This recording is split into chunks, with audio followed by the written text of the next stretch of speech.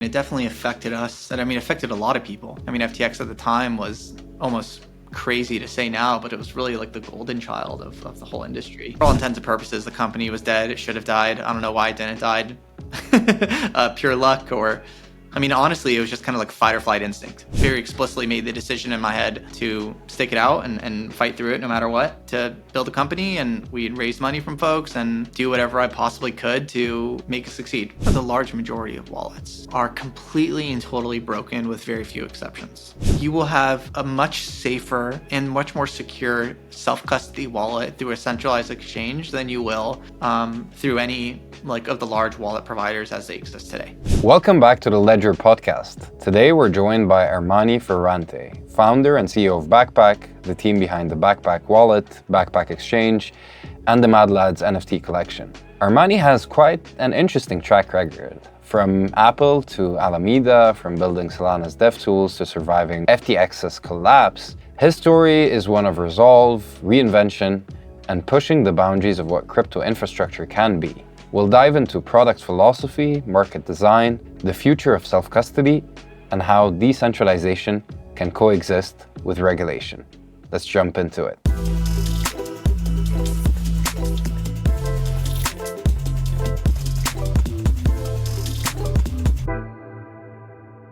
So you were telling me about Tokyo before we started chatting. I want to pick it up there. You're based out of Tokyo right now, which you're saying is such a beautiful city and an interesting choice, but it cut off right before you started telling me why. Yeah. There's so many reasons why Tokyo is a really interesting place to live. I think for us, I suppose it was maybe less about lifestyle and more about thinking about where we actually wanted to start the exchange. So, I'm originally from the U.S. I was born and raised in California. I lived there the majority of my life. The U.S. is obviously a really important market for me and for the company. We have our U.S. team. We're going through the whole regulatory process there so that we can kind of get up and running compliantly. But when we started the exchange, we made the decision that, we couldn't wait until we had millions of dollars and several years to actually get started, which is kind of what it takes to actually get up and running in the US. And so we decided to focus internationally and focus our efforts there. And so there's a bunch of reasons that went into picking Japan, but I think one of the most important ones was simply just moving over to Asia and thinking strategically about the market here. And Japan is it's a beautiful country. It's safe. It's clean. It's convenient. There's a lot of great talent here. It's not too hard to get people to move over here. It's easy to convince folks, especially if they've been here before. And it's got a really rigorous licensing process and compliance regime. And so we really wanted to commit to getting set up here and doing it right. And it's a long-winded kind of answer to your question, but 2 years later, I'm pretty happy that we did it. Yeah. Listen, I think Tokyo is one of those cities. Once you go, it's hard to ever kind of forget about it. The food is great, the people are amazing, and now I understand the inspiration behind the anime style of the Mad Lads collection as well. But yeah, before we get into that, you obviously have quite the track record. You started at Apple, you ended up at Alameda, you launched a viral NFT collection, obviously with Mad Lads, you created a wallet and an exchange with Backpack. So when someone asks you what you do, how do you make sense of it all? Where do you begin? What do you do, Armani? I suppose it depends on who's asking. I honestly just describe myself as a programmer that likes to build stuff. I think I'm somebody that, I've been in, I guess, this weird crypto kind of industry since 2017, 2018 at this point. I don't want to say I've seen it all, but I've worked on a bunch of different stuff. I've worked on developer tooling. I've worked on wallets, on NFTs. I've seen, L2s on, multi-sigs, DEXs, DeFi, and now a compliant crypto native financial institution. I'm just somebody that loves crypto. I think it's one of the coolest industries in the world. I genuinely think that it's one of the most important spaces in terms of like creating really interesting products. And I just, like to think of myself as somebody that's kind of trying to contribute to the space as much as I can. And I've kind of just, I guess, waddled around the crypto space over the past, I guess 7, 8 years or whatever, just trying to, solve problems that I felt needed to be solved. And the latest in that endeavor is kind of, obviously the whole exchange journey, and it's a really interesting product in the sense that it brings together so many different things, like all of the skills and lessons and people that I think I've kind of had the fortune of learning from and cultivating over the past couple of years, kind of all kind of comes to a head and converges in this exchange product. And so I don't know, I'm just somebody that loves crypto and trying to build things that are useful for the world. Love that. And you mentioned it briefly, but you were brought into Alameda to work on early Solana projects. How did that like kind of shape your vision as it relates to what the space could become, and maybe some of these elements that you've envisioned like a few years ago are actually coming to life right now? It's a pretty exciting time to be in crypto at the moment, especially today. If you look at the markets, it's definitely I would say spring. So tell us more about like that trajectory from the moment you arrived at Alameda to today, because there were a lot of like different chapters to it, and we might get into the FTX chapter right after. But tell us about the early days at Alameda. Yeah, I mean, you're right. It's a long book.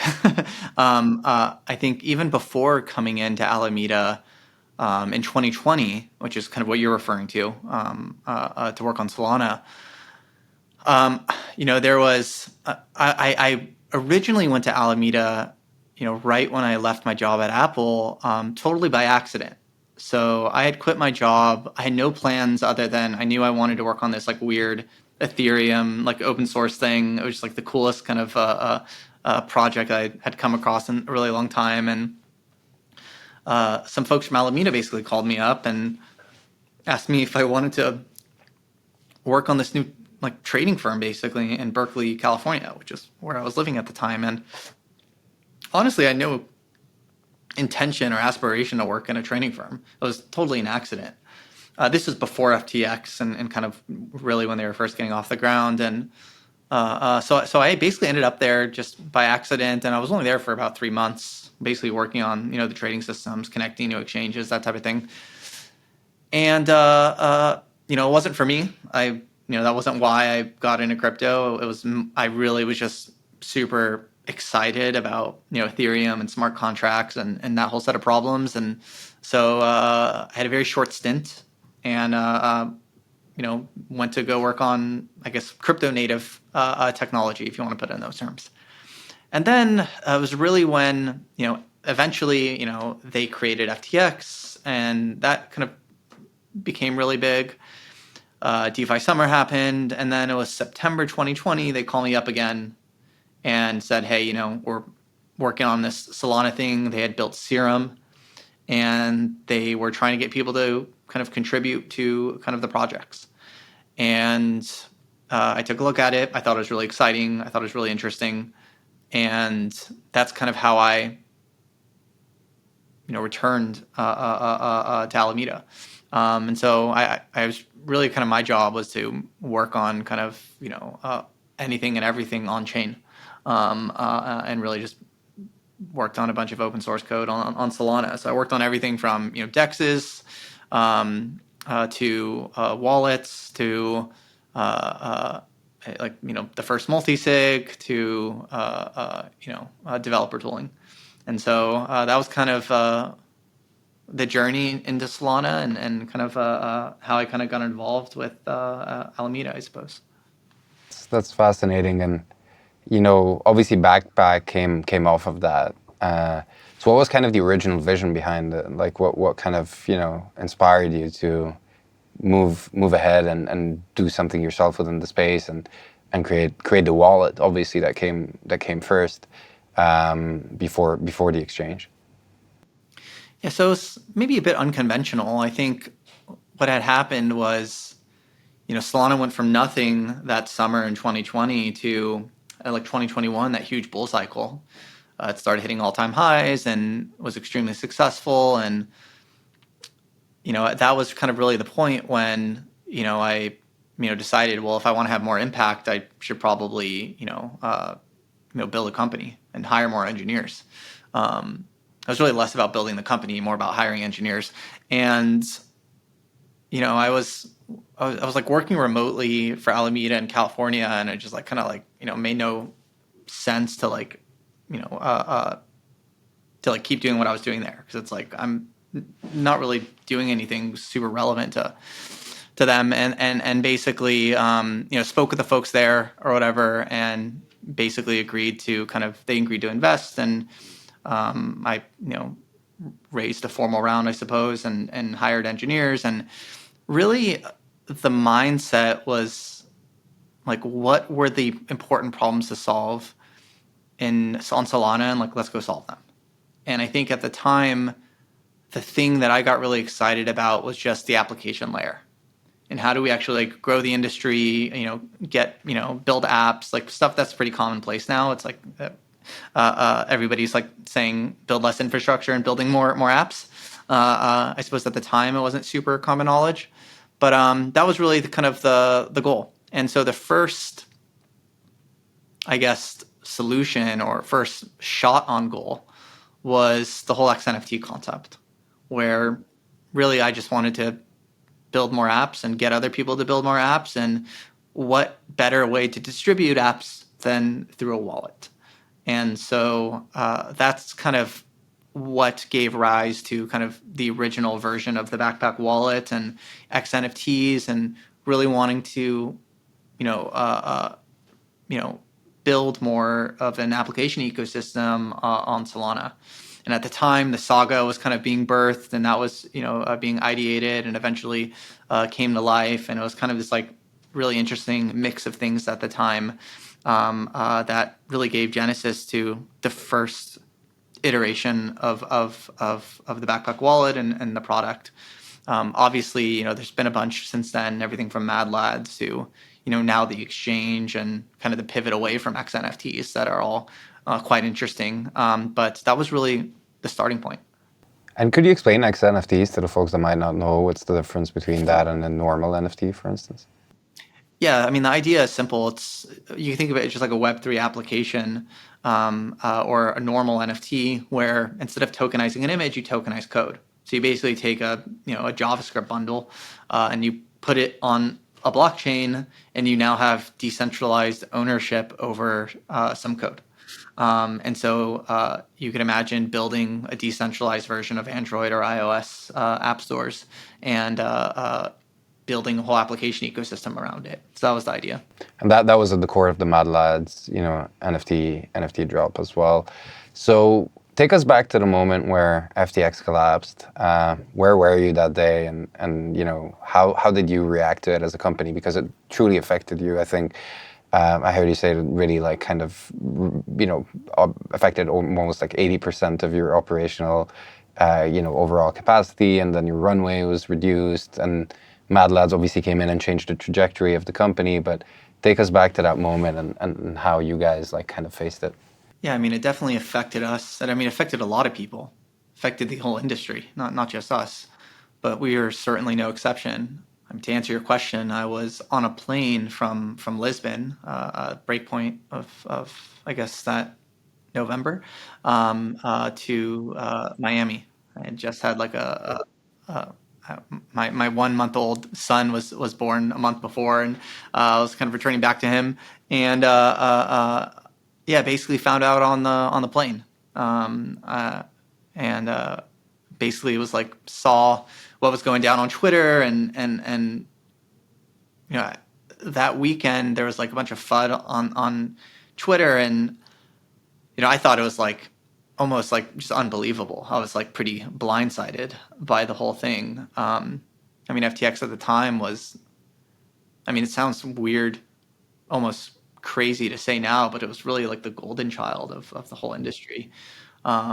Sure, there was certain people, I suppose, that maybe wouldn't have agreed, but basically all the smartest, most well-resourced, respectable people all kind of thought of FTX as like, almost synonymous with crypto at the time. Like Tom Brady, Steph Curry, all these famous people, Sequoia, like the most important, like largest venture fund, like in history.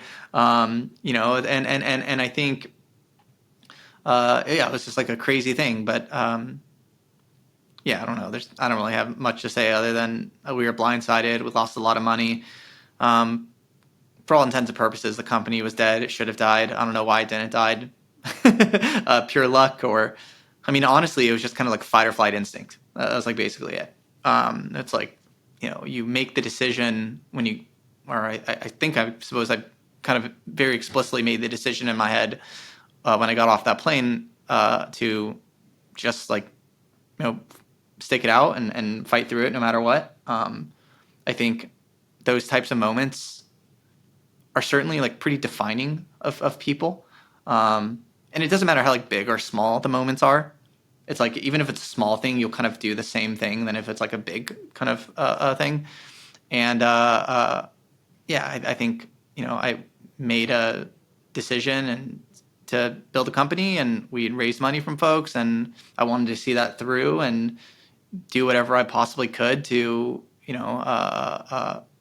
make it succeed, irrespective of the hurdles that were in, our way. So that's a long-winded answer to your question, but that was kind of what was going on in my head, I suppose. Yeah, and I mean, these are really the moments that shape companies, right? And I think how you guys have navigated it is truly fascinating. So could you speak a little bit more to like how Mad Lads came to be, and how it, had a role to play in obviously the development of Backpack?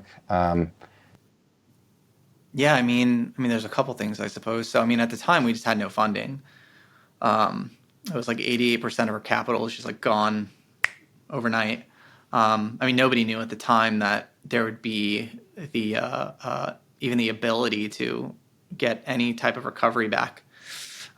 Claims were going for like, cents on the dollar at the time. I think we even tried to like sell a claim, and like it was hard for us to sell it because we were like too close to FTX or whatever. So it was like a really bad spot. We tried to go raise money.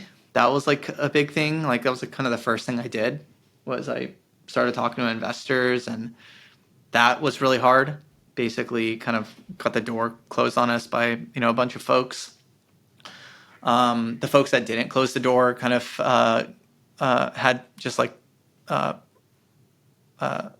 capital was just really scarce at the time, and so the deals were like pretty brutal. And so yeah, I think Mad Lads on the one hand was like, gave us a breath of fresh air to be able to get those mint funds. It was also just kind of the birth of like this community that we had worked on for like a year prior to that. And it was like a really great showcase of, I think, the product and what Backpack was at the time and what XNFTs could be. And we had put a ton of work into that. The whole process, really, the whole whitelist process, the mint experience, even after minting.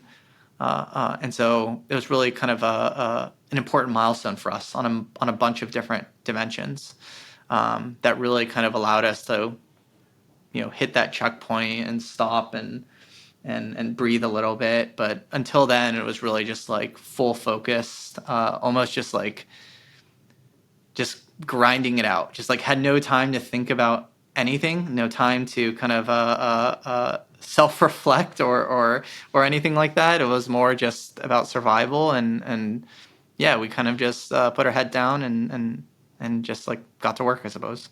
Yeah, and I mean, listen, I think Mad Lads is a beautiful success story. Is for, for those who don't know, Mad Lads, it's obviously like a blue chip NFT collection in the Solana ecosystem, and I think that, like, speaking of all of that and zooming out a bit, there is a full circle moment that happened quite recently. It's Backpack actually acquiring FTX EU, the EU business of FTX.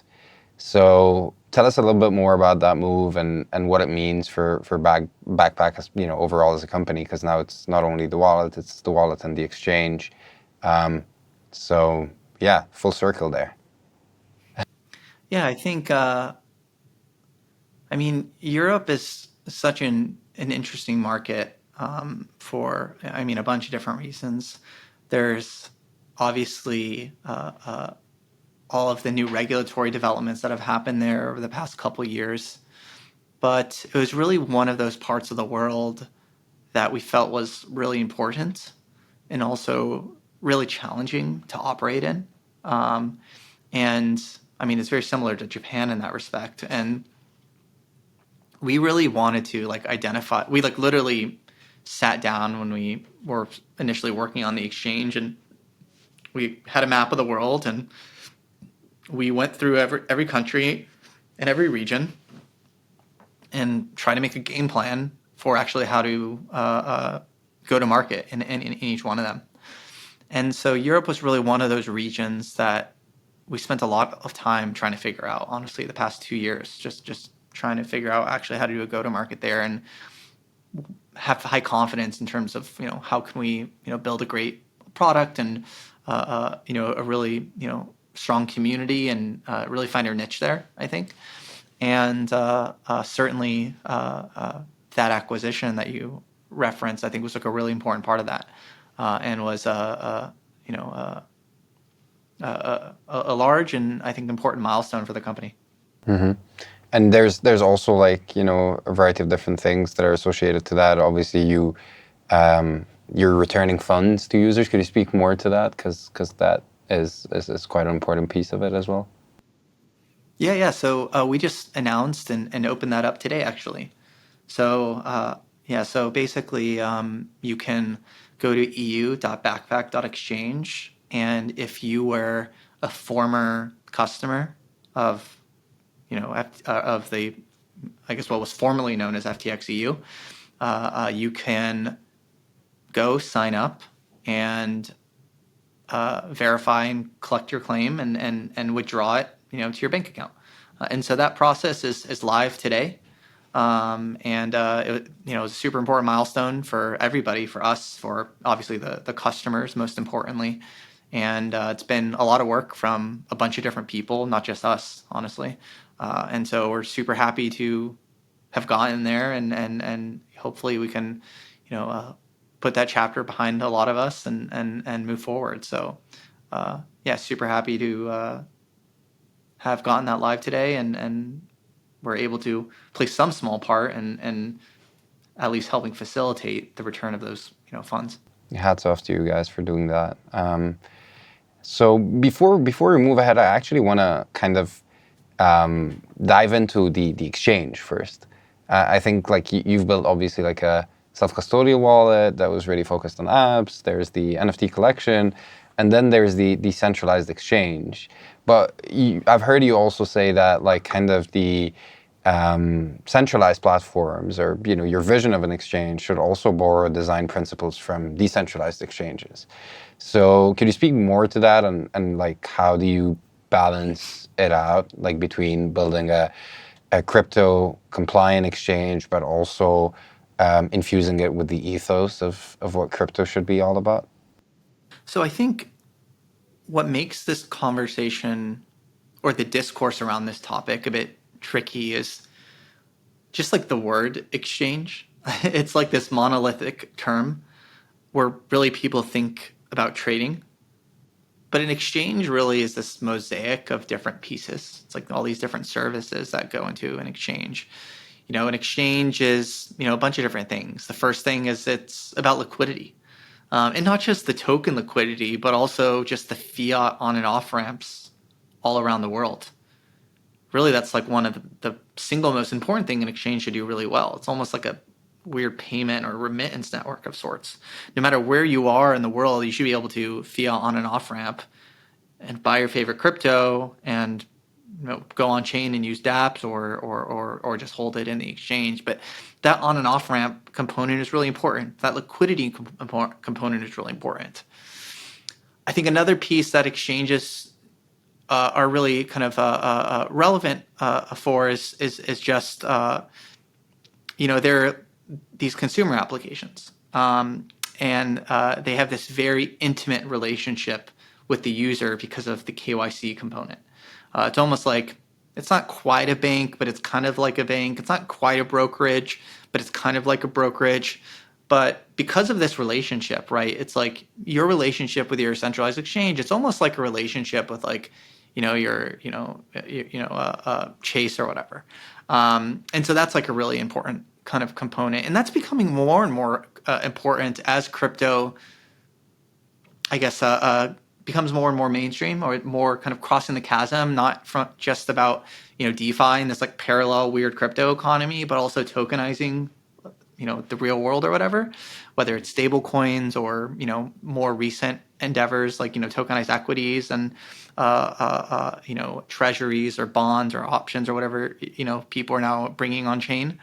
And to do that, you need the KYC component. And I think the one thing that all of this kind of requires, whether it's the fiat on and off ramps, whether it's that KYC component, whether it's asset issuance or custody, something like Coinbase, custodying ETFs, or even kind of that next generation of wallets that I think is a whole other conversation, but dealing with account abstraction and recovery and all this stuff, right?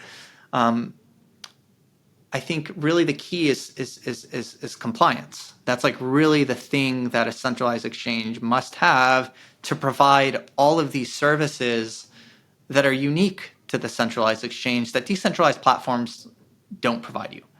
And that's ultimately like the unique role that an exchange plays, and it's what allows you to like tie your identity, yourself, the real world, and all the value in the real world, and to tie it to kind of the crypto economy in a very kind of native way. And that compliance piece is really, I think, one of the core components of doing it really well. And when people talk about centralized exchanges versus decentralized exchanges, they're really talking about, like, from a technological point of view, like how it's built, right? And I think it's the wrong framing, because decentralization is ultimately a spectrum, right? There's various different forms of decentralization, some with different properties from a security point of view. But really the way to frame the conversation, in my view, is about censorship resistance versus compliance. And something that is, or censorship resistant, it's like the concept of compliance is like undefined. It's like dividing by zero. It literally makes no sense. It's like if China has different rules than the US, which has different rules from Europe, which has different rules from Africa or South America or wherever, if the protocol is owned by everybody, or if it's run by everybody and owned and controlled by no one, it's quite literally impossible to kind of control it, or to censor it, right? It's like, how do you like censor like the Pacific Ocean or whatever? And that's like one set of things. And on the other side of the spectrum, it's kind of compliance, which is the exact opposite, which is censorship by design, which is a long-winded way of saying, well, there's a bunch of rules you have to follow. That's the law, and you need to follow the law. And depending on what you're building, you may or may not need one of these two properties. And so when you look at the problem through that lens, you start kind of thinking about kind of the roles that the various different products and technologies play in the crypto ecosystem, much more from a first principles point of view. Which is to say that, like, okay, nobody thinks that like compliance is going anywhere, right? Nation states aren't going anywhere. Your banks aren't going anywhere. Equities aren't going anywhere. Like, this stuff's really important. But crypto is also really important, and decentralized systems are all really important. And how do you build products that take the best of both worlds, and that don't, dilute or ruin what makes any of them special? And I think that's like really kind of the tricky part of it. Um, and so I think, on the exchange side, the way I think about it, to come back to your question, is we are first and foremost, a compliant like financial institution. We follow whatever rules and whatever regions that we're serving users, but that doesn't mean that we can't adopt, the techniques that are used kind of in crypto more natively to build really robust technology. And so this is most kind of obvious when you're actually looking at the systems, right? So like, how does the matching engine run? How do you actually do the custody? How might you build something like a proof of reserves? How do deposits and withdrawals in the system work? And that kind of, when you talk about actually how to build those systems, and you think through the lens of, well, how are L1s or L2s built, then you could start having this really interesting mix of a centralized exchange that does everything a centralized exchange can and should do, but while also building like a really sound system from a technological point of view. And this conversation could go on forever in terms of like mixing the two together, everything from the exchange infrastructure itself to even things like the DeFi mullet, and being able to access on-chain products through your centralized exchange account. And so it's a very rich conversation, and there's many different rabbit holes to go into. But I think that's kind of the framework I use for thinking about it. And it's a really kind of, I think, almost fortunate place to be in, to like build an exchange this late relative to everybody else, because we could start thinking about these things kind of with a fresh slate and try to kind of build something great from first principles. Yeah, and I mean, one of the things, and I'll double click on that you said, is the spectrum of decentralization. And I do agree with you how people usually see the difference today between a centralized and a decentralized exchange is based off of a couple of things. First of all is the ownership, whether you truly own the keys associated with your assets or not. And second of all is the access to the different services. Because if you're on exchange, you often, can do DeFi, or you often can, access the most recent, NFT drop, or, just buy some of your favorite tokens that might not be available or listed on the exchange.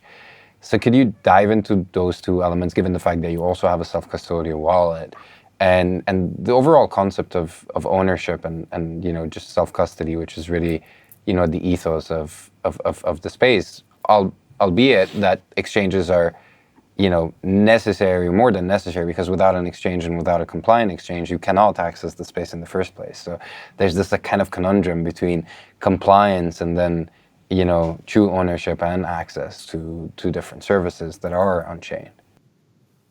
Yeah, it's a great question. So I think there's like two topics to kind of unravel. The first is really about the opportunity of your capital. So you have, you want to access decentralized exchange products.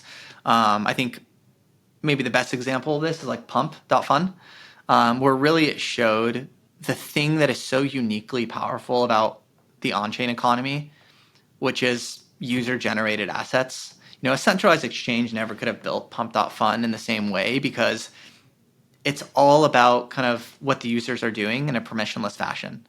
And so I think what we are going to start seeing over the next year or two, closer to the next year, is centralized exchanges giving access to the on-chain economy. What might be lovingly referred to as the DeFi mullet, where you're in your centralized exchange account, but you can access everything that is on-chain. And this is like very clearly one important key ingredient to the future, and is also why I think we've really put a ton of emphasis on the wallet in addition to the exchange, because ultimately they're going to merge together, and you won't really know the difference. It's really just going to be a single account, and you'll be able to access everything in a way that maximizes the opportunity that you have with your capital. Now, the challenge with this is that, how do you do this in a way that doesn't sacrifice self-custody? And that's really the core question.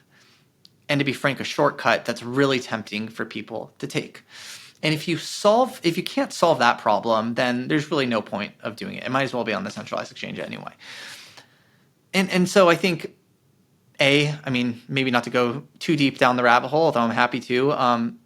It turns out you actually can completely solve that. There's nothing stopping us from doing that, and that's kind of a clever mix of account abstraction and some nice, I think, design mechanisms that allow you to log in with your exchange account and actually have self-custody and get access to all of DeFi. So I think that's happening, and we're certainly working on that and building that for the future. On your second topic, I think it's a really subtle question, which is like you're talking about self-custody and you're talking about exchanges, and actually how do you mix these things together in a way that makes sense? Now, here's like a really subtle point that if you're not super familiar with margin systems, it might bend your brain. But the fact of the matter is that in any margin system, whether it's DeFi or whether it's a DEX or whether it's a centralized exchange, you don't have self-custody. And there are no exceptions. And the reason is because whenever you use any margin system, in order for it to work, you need to be able to be liquidated. So they're not your funds anymore the moment you put on a margin position, whether you put on a borrow or whether you put on a futures position. It's in a DEX's world, it's the smart contracts funds now. And not only is it the smart contracts funds, but it's also the funds controlled and wholly operated by whoever is managing risk in that system. And so you have to think about risk management. That is really like one of the scariest and hardest things about a margin system. And this is true whether it's a decentralized exchange or whether it's a centralized exchange. And so whenever you're talking about custody in the context of an exchange, you really need to ask firstly, well, is there margin? And then, well, if there is margin, there's a lot of details in terms of how that margin is managed. And this kind of segues the conversation into how is the smart contract, is it upgradable or not? Who's managing the risk? Who's modeling it? Who's updating those hyperparameters? How are they doing it? And so on and so forth. And that's equally as scary, if not more scary, than any type of custody system, in my view. And so I think that is a really important part of the conversation that often kind of gets swept under the rug. I agree, and I think you see it. And to your point, there will always be different parameters that are being adjusted so that you can optimize for a certain value proposition or positioning. And I see, most of the different solutions that are currently combining self-custody and access to decentralized products, DeFi products, that are also trying to solve it in different ways. Like you have Hyperliquid, obviously, you have other type of innovations that are happening in the space. But the reality is that you often end up having to deposit your funds on a specific platform, and you obviously give away self-custody in that sense. But speaking of wallets and kind of just self-custody in general, I think we're evolving from just wallets being used to store and manage secure assets to a world where there's conversation around identity, around authenticity, especially in kind of the past year with such a rapid rise of AI. There's this thing of how do you prove that you're human online, right? There's this content abundance that comes with AI. The cost of creating an additional piece of content is near zero. The cost of, springing up bots that would be able to shape a conversation online is also nearly zero, and we can see it across the board. So how do you see kind of the role of wallets expanding? And what's the importance of actually having security kind of infused into that conversation? Do you see wallets as being kind of a gateway to identity in the future? Is this a conversation that you're having internally in some way or another, or not? So I would start by making the claim, you may or may not agree with this, but I would assert that all wallets, or the large majority of wallets, are completely and totally broken with very few exceptions. And the reason why I feel this way is by just looking at the amount of people that lose access to their seed phrase. The moment they lose access to it, they throw their phone in the water, their house burns on fire, God forbid. They simply didn't write it down in the first place. Their phone gets stolen, maybe. The amount of people that run into this is just staggering. And the answer given by basically every wallet company, with few exceptions, is to throw their hands up in the air and basically say, well, it's self-custody. It's not my fault, bro. It's on you. And that's just not a product that's going to have any meaningful impact on the world. And it's not until you can solve that problem can we actually start talking about real world usage of self-custody. And so I think this is one of the most important reasons why we will see a large migration to alternative wallet solutions over the coming years, with maybe account abstraction based wallets maybe being the most obvious ones, where it almost sounds ridiculous. It sounds like too good to be true, but I promise you this is just true. There's I can describe it to you if you want. You're gonna think I'm like making something up and I'm selling and this is smoke and mirrors, but this is just actually the case. It will be the case that you will have a much safer and much more secure self-custody wallet through a centralized exchange than you will through any of the large wallet providers as they exist today. And the reason for this is because you will be able to have your ledger or your 24-word seed phrase. You will be able to have an internet connection and a terminal connection to a validator or whatever, and you'll be able to always unilaterally get your funds. The exchange can never be able to steal the funds from you. However, if you have an exchange account, or pick your favorite service provider of choice, and if you lose your wallet, your phone goes into the ocean or whatever, you can just call up Backpack or you can call up your favorite exchange and recover your wallet in the same way you would recover your bank account. Maybe we do some identity verification if that's what you want. That's really the big trade-off. But check your government passport ID, hop on a call or whatever. God forbid you pass away and you kind of have a will or something, and you need to pass on your crypto to a loved one. But these are really important problems, and I think this is one of the key blockers to really and genuinely having people bring their life savings on chain. And it's not until this happens that can crypto become anything more than a toy. And I think this is the slow evolution that we're starting to see right now. It's certainly what we're working on at Backpack. And I think in hindsight, 10 years from now, it's going to seem so obvious. And we will look back on all the current wallets today as being like, why did we do that? That was a terrible idea. And this whole concept of an EOA or a public key directly controlling assets is just fundamentally wrong.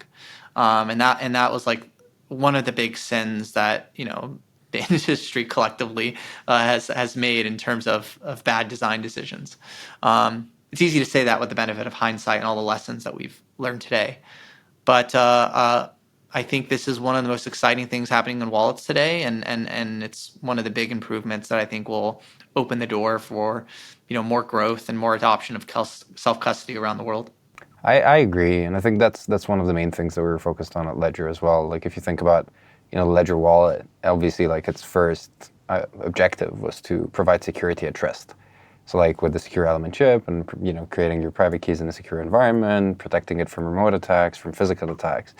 And then we had to tackle security at use. But the reality is that most people aren't just hodling their Bitcoin. There's Ethereum, there are smart contract transactions, there are just the base transactions right now is basically people interacting with smart contracts, whether it be on Ethereum other smart contract-based platforms. So you have to provide clear signing, which obviously is quite hard because it A doesn't whole other only. rabbit hole Yeah, is it's a clear whole signing. other rabbit hole. So clear signing is a standard within Ledger Live, because Ledger Live is a companion app to your Ledger. We could develop the plugins ourselves. Obviously, we were a bottleneck at this point because you had to review every single, Right, right.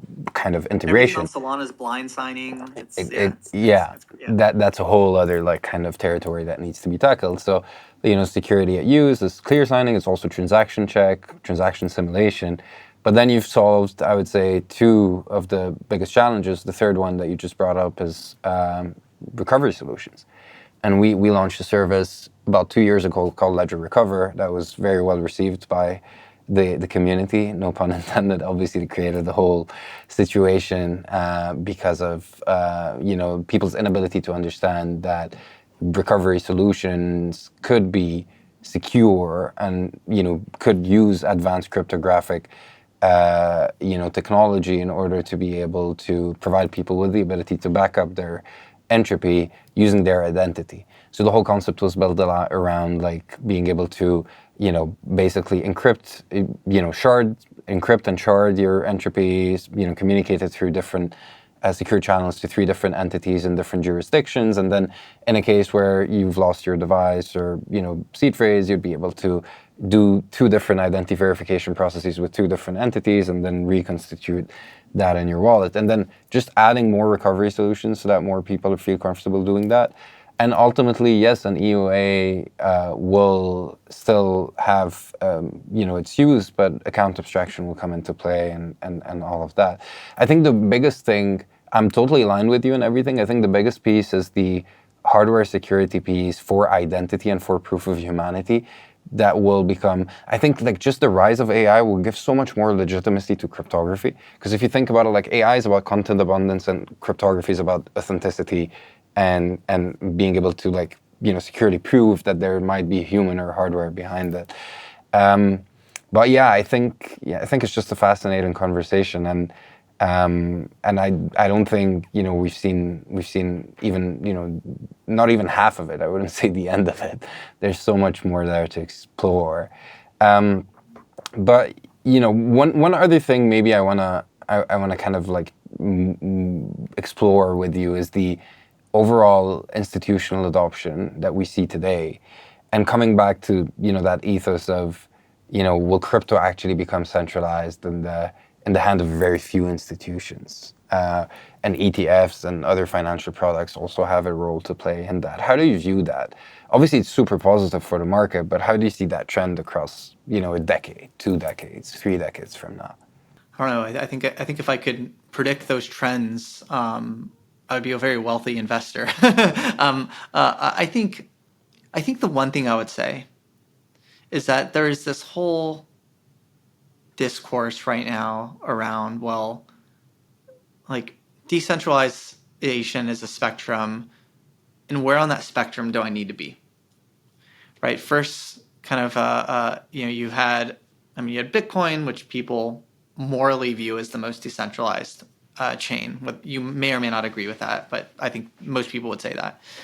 Then you had like Ethereum, which is, I think a lot of, depending on who you ask, people would say it's centralized or decentralized. I'm going to say it's very decentralized, extremely decentralized. And you had like different hardware requirements. You have to run your validator on a Raspberry Pi or whatever, instead of like a bunch of GPUs on running proof of work.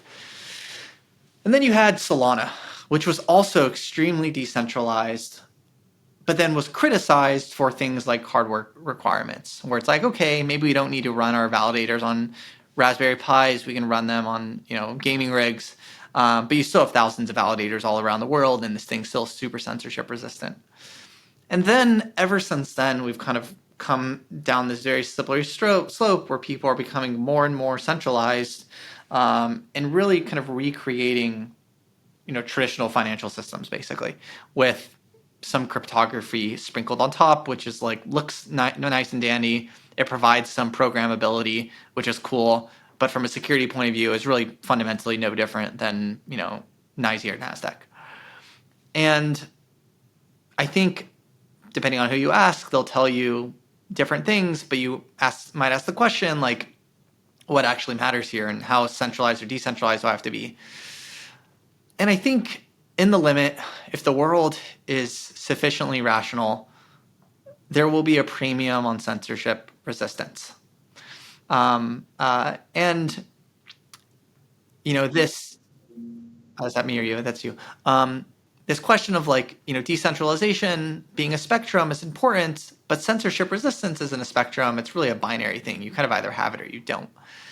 And basically, it boils down to the operations of the network.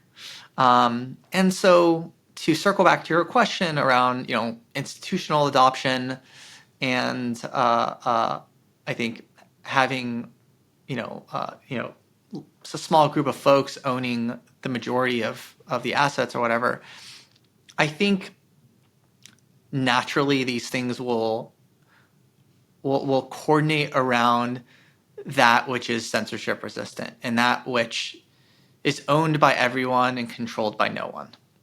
And the U.S. isn't going to have a Bitcoin strategic reserve if it thinks that China can actually take out the whole thing.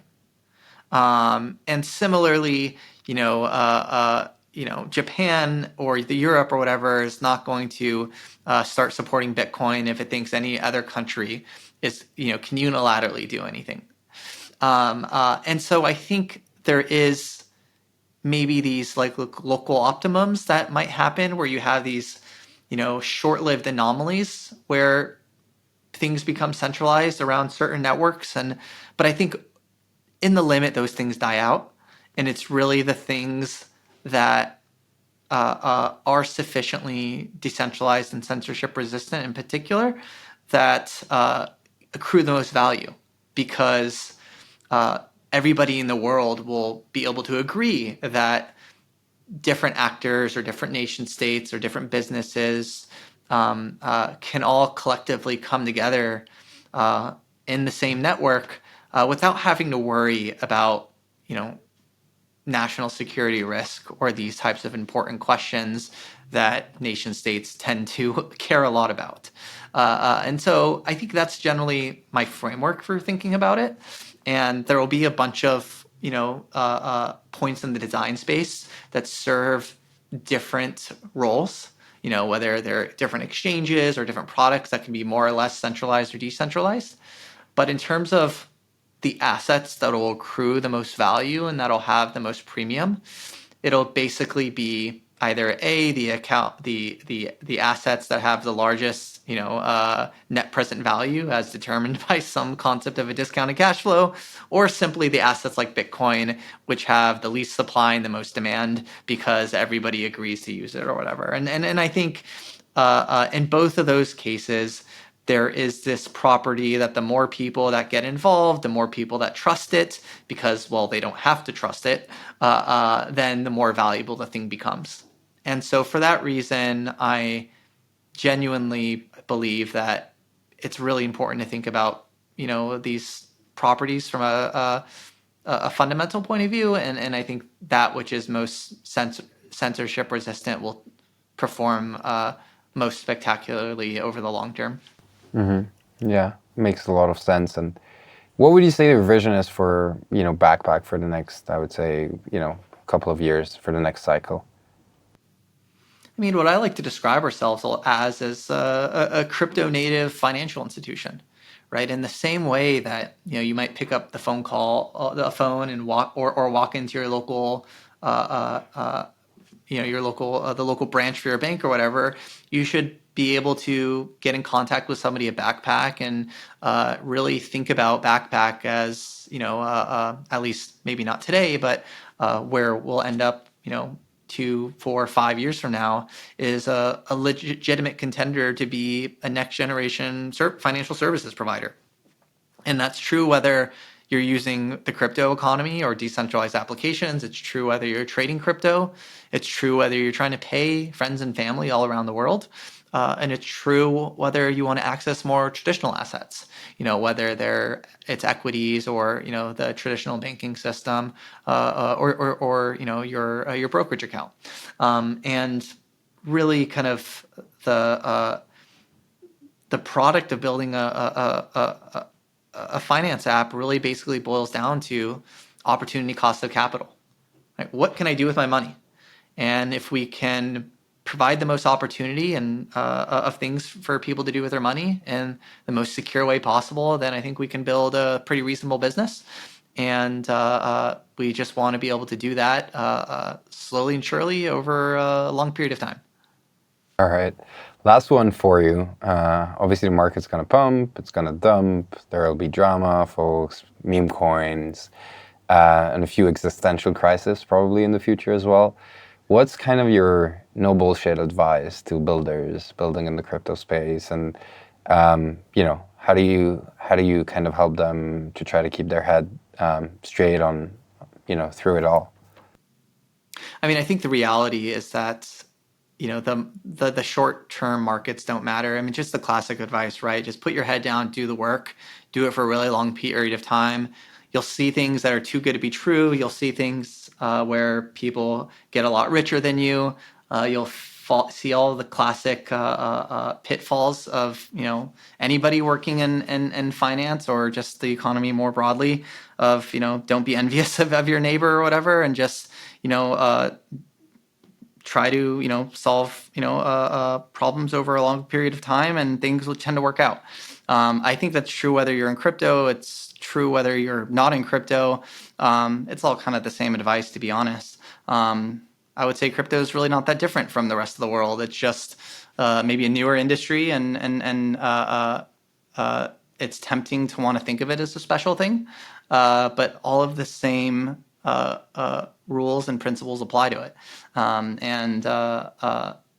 To maybe not worry so much about doing things in one cycle, which I think is generally the pitfall. People want to grow really fast and make a lot of money, and to give yourself the freedom and the permission to do well over multiple cycles. And whether you're just getting into crypto now, or whether you've been in crypto for the past 5 years or whatever. Surprisingly, we're still building an exchange in 2025. Who would have thought that's even possible? And if you just, were in crypto for the past 5 years and you just didn't blow up, and you were a reasonably kind of good person, and you built something, a reasonable product, you actually did really well. And you didn't have to be like the fanciest or fastest growing thing. You just had to survive, I suppose. And so I guess to sum it all up, the most paranoid, only the paranoid survive. It's funny you say that. We use it all the time internally as well. I guess, that's the perfect way to end it. Thank you, Armani, for being with us. And, next time you're in Paris, consider yourself invited to the Ledger headquarters. We'd love to have you with us here as well. Yeah, thank you so much for having me. All right, that was Armani Ferrante. If nothing else, this conversation should remind you that crypto isn't just about price charts or protocols. It's about conviction, a systems design, and building things that actually matter, especially when it's hard. So if you're building, if you're holding, if you're just watching it all unfold, now's the time to zoom out and remember why we're here in the first place. This was your host, Moel Said, on the Ledger podcast. Till next time, stay secure.